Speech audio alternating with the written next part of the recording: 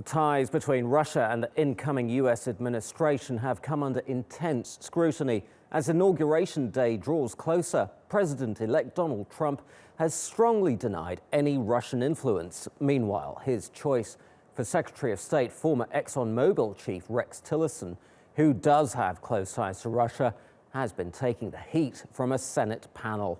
Arabella Munro takes a look. If someone is conducting cyber... It was all about Russia at this confirmation hearing. Tillerson told the panel he is concerned about the country's actions on the world stage, but he blamed weak US leadership for enabling them. We did not recognize that Russia does not think like we do. Words alone do not sweep away an uneven and at times contentious history between our two nations. But we need an open and frank dialogue with Russia regarding its ambitions, so we know how to chart our own course. As the country's top diplomat, Tillerson's $180 million retirement package from oil giant Exxon is also under scrutiny. Critics of the deal say that payout could be a conflict of interest, and running a business is not the same as a government position.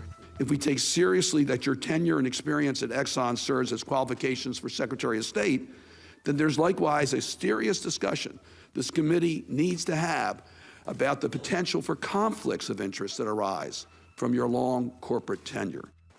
Tillerson's aiming to soothe concerns he's too close to Russia. The former ExxonMobil CEO has spent 4 decades building relationships on 6 different continents for the oil giant, including with Vladimir Putin, who gave him the Order of Friendship Medal. Republican and Democratic senators have called for more sanctions on Russia over alleged hacking during the election, as well as the country's actions in Ukraine and Syria. With just over a week until Trump takes office, the incoming administration's ties to Russia are in the spotlight. BuzzFeed published a dossier put together by an anonymous source claiming to be a former British intelligence official.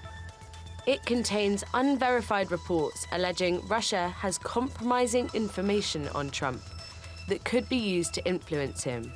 The Kremlin denies its existence. Donald Trump has denied any relationship with Russia. That I have no dealings with Russia. I have no deals in Russia. I have no deals that could happen in Russia because we've stayed away. One more question on the relationship between the US and Russia is at its lowest point since the Cold War. And with Rex Tillerson as the country's leading diplomat, the scrutiny over those ties would only intensify. Arabella Munro, TRT World. William Denselow is in Moscow with more on the Kremlin's reaction to Tillerson's nomination.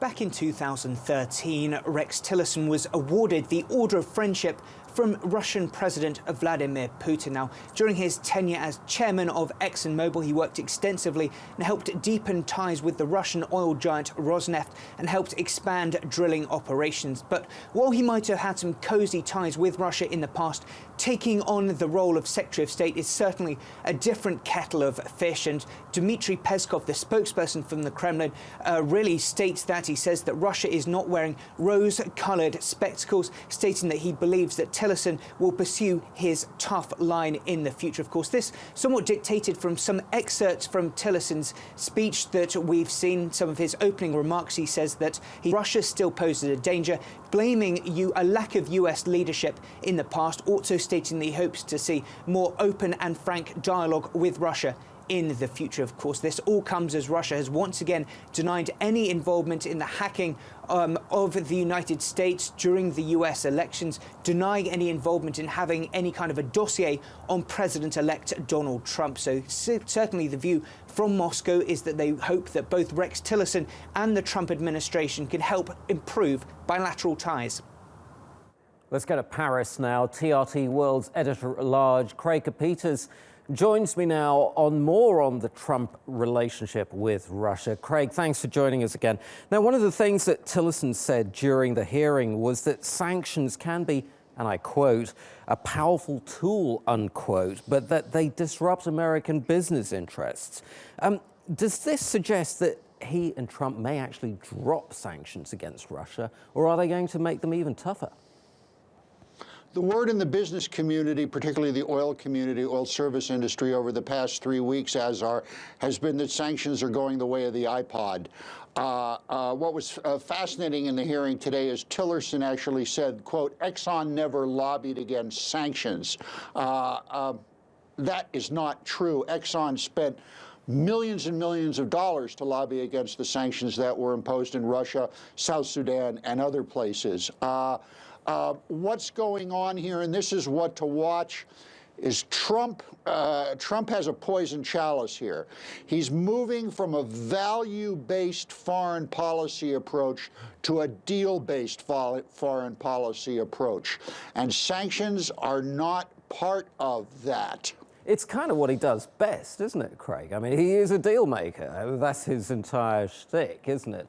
I mean, let's look at the relationship between him and the markets, for example. Now, we've been watching him make his first press conference since being elected. As he was speaking, the Dow has fallen by around 100 points. Now, you know, how seriously does the investment community take these claims about U.S. intelligence claims that Russia compromised the U.S. interests? Well, I think we have to go back to former President Lyndon Baines Johnson to put this in context.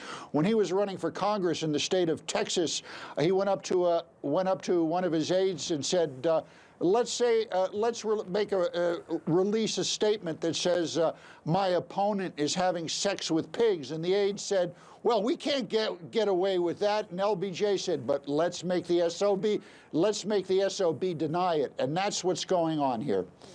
But he has a lot of stuff to worry about here, Trump. You know, you have the Magnitsky Act, and if the sanctions don't drop, okay, the denial of Russia's access to banking systems will increase the chance of hostilities going forward. That's just the reality. Craig Copetas in Paris, thanks ever so much as always.